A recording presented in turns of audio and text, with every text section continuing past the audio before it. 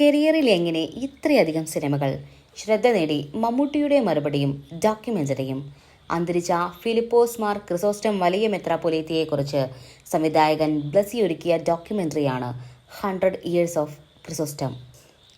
ഏറ്റവും ദൈർഘ്യമുള്ള ഡോക്യുമെന്ററി എന്ന ഗിന്നസ് അംഗീകാരം ലഭിച്ച ഡോക്യുമെന്ററിയാണിത്. ഇതിലെ ഒരു എപ്പിസോഡിൽ ജീവിതത്തെക്കുറിച്ചും തങ്ങളുടെ കർമ്മ മേഖലകളെക്കുറിച്ചും ഇരുവരും സരസമായി സംവാദിക്കുന്ന എപ്പിസോഡുണ്ട്.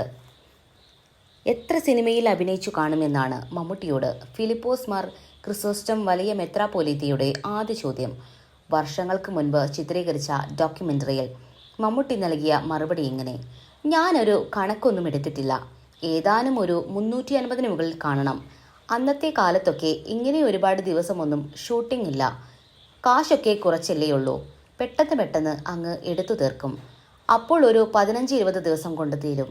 365 ദിവസം ഉണ്ടല്ലോ, നമുക്ക് എന്നും ഈ പണിക്ക് പോകുന്നത് പോലെ പോകാമല്ലോ, ഞായറാഴ്ചയും ശനിയാഴ്ചയും ഒന്നുമില്ലല്ലോ.